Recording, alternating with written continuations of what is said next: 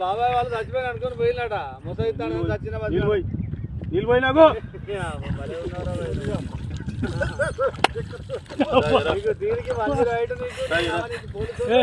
ఎందుకు పన్న వాళ్ళ ఎందుకు అనుకున్న వాళ్ళ ఈ చల్లదనానికి ఎండకు చేయలేక కన్నీకి ఓడిపోయి వచ్చిన గెలవలేక ఏం చేసావు 10 రోజుల నుంచి గణేట్ చేత నాతో గట్టించి నా కష్టం దోచుకొని గణేట్ రాయ్ నాకు అంటే డబ్బులు ఇచ్చారు కానీ శ్రమ